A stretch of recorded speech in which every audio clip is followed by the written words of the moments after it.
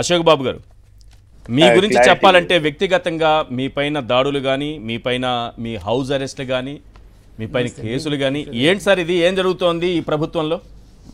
మీరు ఎదుర్కొన్న అంశాలే చెప్పండి, మీరు పడ్డ ఇబ్బందులే చెప్పండి. నమస్తే అండి. నమస్తే. నమస్తే అండి ఈశ్వర్ గారు, కేఎస్ ప్రసాద్ గారికి, రవిచంద్ర గారికి నమస్కారం. నమస్కారం. వేమూరు నియోజకవర్గంలో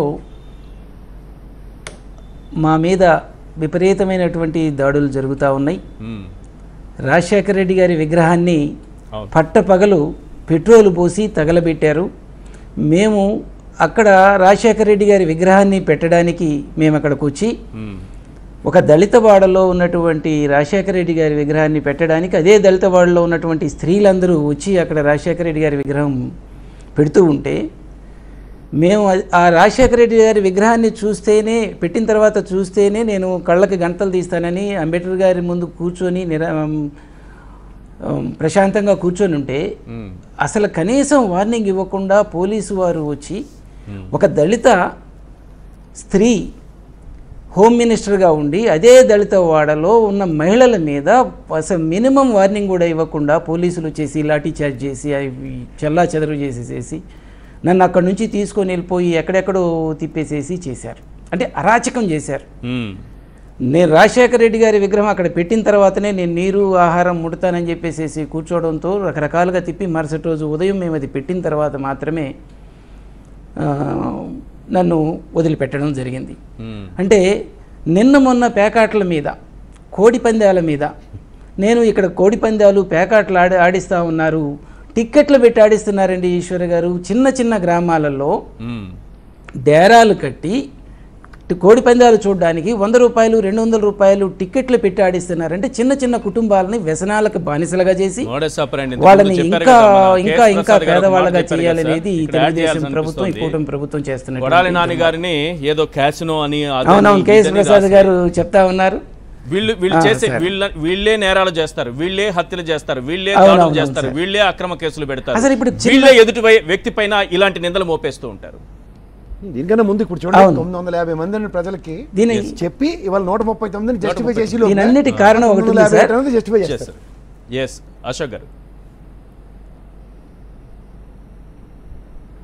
అశోక్ గారు, సార్ ఈశ్వర్ గారు, దీని అన్నిటికీ కారణం అంటే ఈ వరుస హత్యలు, వరుస దాడులు జరగడానికి కారణం ప్రేరణ ఏంటనేది చూడాల.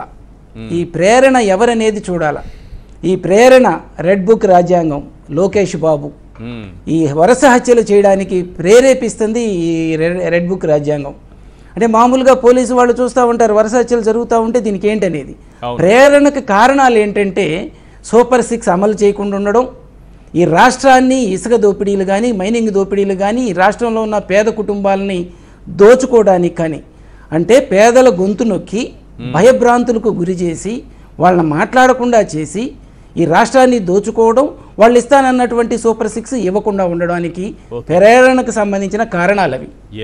ప్రేరేపించిందేమో ఇదే లోకేష్ బాబు గారు ఉన్మాదులను తయారు చేశారు. ఈ రాష్ట్రంలో ప్రజల్ని, తెలుగుదేశం వాళ్ళని ఉన్మాదులుగా తయారు చేసి ఆంధ్రప్రదేశ్ మీదకి పంపించారు. మీకు చేతనైతే, తెలుగుదేశం కూటమికి చేతనైతే జగన్మోహన్ రెడ్డి గారు చేసినటువంటి సంక్షేమ పథకాలు కానీ, జగన్మోహన్ రెడ్డి గారు చేసినటువంటి పాలనని పోటీ పడండి, అందించండి. అంతేగాని ఈ రకంగా జగన్మోహన్ రెడ్డి గారిని అడ్డు తొలగించుకుంటానికి, ఆయన భద్రత తీసేయడానికి మీరు ప్లాన్ చేస్తూ ఉన్నారు.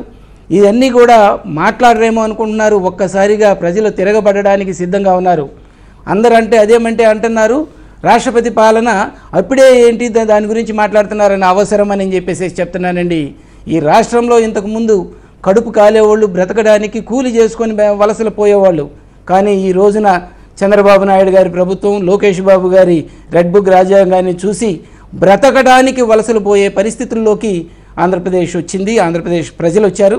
ఖచ్చితంగా రాష్ట్రపతి పాలన అవసరం అని చెప్పేసి ప్రభుత్వ హత్యలు ఇవి, తెలుగుదేశం వాళ్ళు కాదు, ఇది చేస్తుంది ప్రభుత్వ హత్యలు.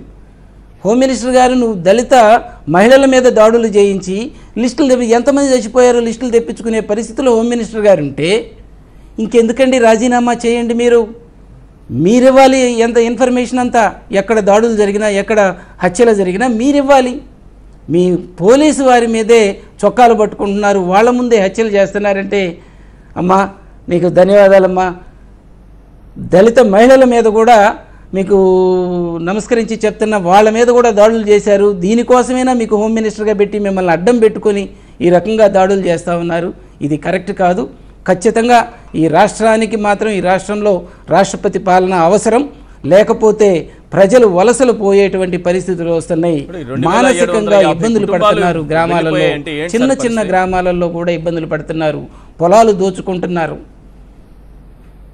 వెళ్ళిపోయినాయి అసలు పొలాలు లాక్కుంటున్నారు, ఇంట్లోకి వచ్చి కొడుతున్నారు, అక్కడ ఉండేటువంటి వస్తువులను దోపిడీ చేస్తున్నారు. పోలీస్ స్టేషన్కి వెళ్తే ఇంకా ఎన్నో కేసులు, ఎఫ్ఐఆర్లు కాని కేసులు ఎన్నో ఉన్నాయి. పోలీస్ స్టేషన్కి వెళ్తే వాళ్ళు బెదిరిస్తున్నారు, రే నీ మీద రౌడీ షీట్ పెడతామని చెప్పేసి. అరాచకంగా ఉంది. ఈశ్వర్ గారు అసలు గ్రామాల్లో బ్రతకలేని పరిస్థితుల్లో ఉన్నారు, చెప్పుకోలేకపోతున్నారు. ఇది మేధావులందరూ ఏమయ్యారో, ప్రతిపక్ష పార్టీలు ఏమైపోయినాయో దీని మీద ప్రశ్నించడానికి మరి పవన్ కళ్యాణ్ గారు ఎందుకు గమ్ముకుంటున్నారు? ఎందుకంటే ఆయన మంచి ఉద్యమకారుడేమో, ఆయన భాష భావాజాలం అంతా చూస్తే మా సామాజిక వర్గం అంతా హీరోగా చూశారు. కానీ ఈ రోజున నోరు మెదపట్లేదు, బాధపడుతున్నారు. ఏంటి ఇట్లా తయారైపోయాడు పవన్ కళ్యాణ్ గారని. రేపు బీజేపీ ఒక రాష్ట్రంలో జరిగితేనేమో బీజేపీ మాట్లాడుతుంది. ఈ కూటమిలో ఉండి ఇంత అరాచకాన్ని బీజేపీ ప్రభుత్వం, బీజేపీ పార్టీ మాట్లాడలేదంటే చాలా బాధేస్తా ఉంది. అసలు ఈ రాష్ట్రం ఏమైపోతుందని బాధేస్తా ఉంది ఈశ్వర్ గారు.